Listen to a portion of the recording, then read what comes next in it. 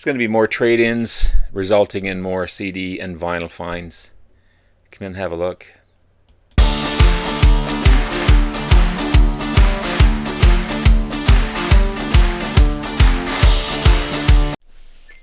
Good morning, everyone. It's Robert from On My Turntable. Hoping a great morning this morning. It is Thursday morning. As always, a coffee kind of morning.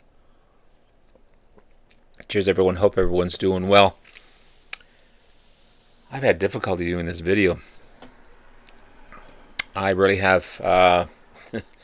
It kind of a downer day,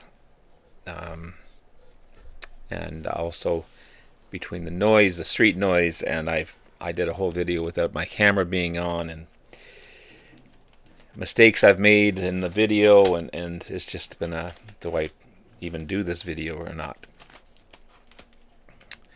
But we move on. I'm also in a bit of a downer mood, as I said, about the events that happened yesterday.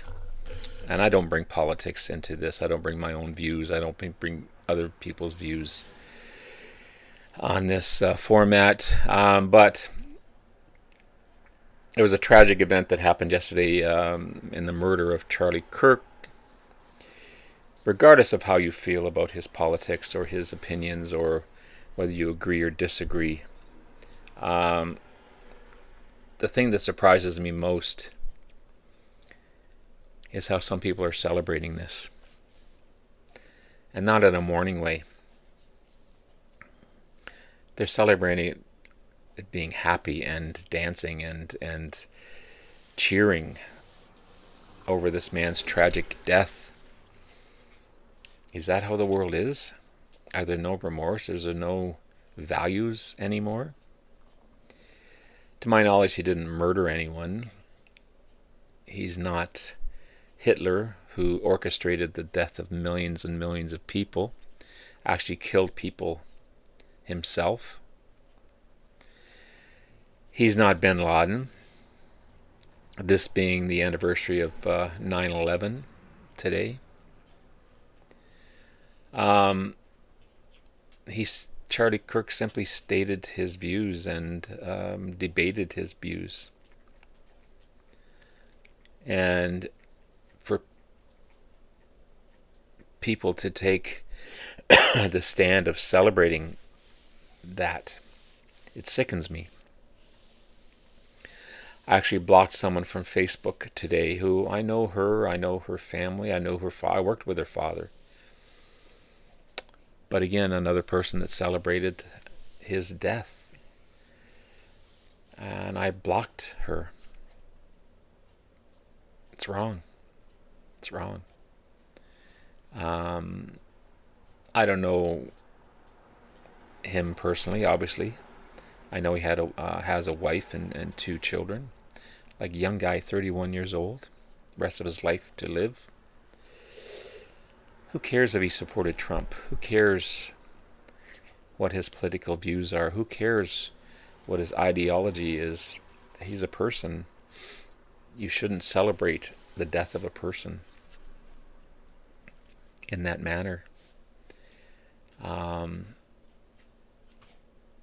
Anyway, that's on my feelings. That's all I'm going to say about that. It sickens me. It really sickens me.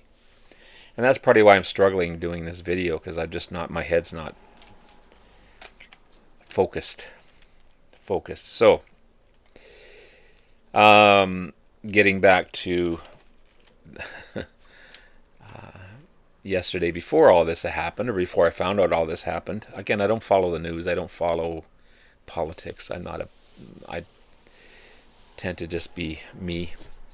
I traded in a couple of box sets yesterday that I don't listen to anymore, or there's an album that I like. I don't really like the other ones in there, but at the time I thought it was a good idea. Got some decent money for it, enough to, buy some used CDs and vinyl. Discovered a couple of bands that I didn't know about, which is cool. It's always fun when that happens. Especially this one here. This is The Creation. I found 6 or so albums of theirs yesterday. Great English rock band, formed way back in 1966. Great psychedelic and garage rock on here. This is How Does It Feel to Feel? It's a compilation album of A-sides and B-sides that released in the 60s, 66 to 69, I believe. Plus a couple of extra tracks on here. I see they do a version of Hey Joe. I haven't listened to that one yet. They do like a Rolling Stone. They do a couple of covers on here. But Painter Man is their big hit that's on here as well. It's a great track. Speaking of Painter Man, I found this one as well by The Creation. Only available on CD. In the track Painter Man, you can hear elements of Paperback Writer in here as well. And the guitarist Eddie Phillips plays the guitar with a bow. It's kind of cool. Like a Jimmy Page, maybe. I don't know. And just great work in here. A couple of tracks sound like My Generation, and just great garage rock stuff. Cool stuff. I found Power Surge, 1999 release. Just great examples again of British invasion, British psychedelia, rock and roll, garage rock. And then Our Music Is Red with Purple Flashes, another compilation album. Again, featuring a lot of the songs from the 60s on here. There's 22 tracks on this one, plus 2 bonus tracks. Again, featuring Painter Man on here as well. And then this is Psychedelic Rose. These ones were recorded between 87 and 88. Never been released before. So happy to find that one. There's a picture of the guitarist with the bow. Okay. And finally, the best of. This is part 1, so there's got to, or volume 1. There's got to be a volume 2 out there, because the total track had 34 tracks on it. This says 20, so it's got to be volume 2. Must have like 14 on here, obviously. But another great compilation album by the band. So happy to discover Creations. Also discovered this band as well. This is the Paladins. Great roots rock, rockabilly, but not total rockabilly. There's a lot of rock elements in here as well. Formed in 1980. These guys are really good. Really good. You got Dave Gonzalez on guitar and lead vocals. Great guitarist, by the way, as well. Thomas Shirley on string, bass, and vocals, and Scott Campbell on drums. Known for their live performances. Apparently they do a really great job in their live performances, for sure. I had a crappy version of this awesome debut album by Max Webster. If you don't know Max Webster, great hard rock, glam rock band from Toronto, featuring Kim Mitchell. So I was able to find a vinyl copy of the album yesterday. Cover's kind of cheesy, but still, overall, it's a great debut album. You've got Kim Mitchell, underrated guitarist and lead vocalist for sure. Paul Kersey, on drums and percussion. I think this might be the only album that he's on, as well as Mike Tilka on bass and vocals. But Terry Watkinson on keyboards and vocals is on other albums from Kim Mitchell and Max Webster. Again, not the greatest album cover, but the album itself is fantastic. Really good. Another band that I discovered is Earth Opera. Great band. I think from Boston, Massachusetts, if I'm not mistaken. Yeah, Boston. So good. So good. The cover is what got me. And this is the Great American Eagle Tragedy. This is only their second and their last album, unfortunately. Psychedelic rock at its best, recorded in '69. I like this one a lot. Peter Rowan on acoustic electric guitars, tenor sax, and vocals.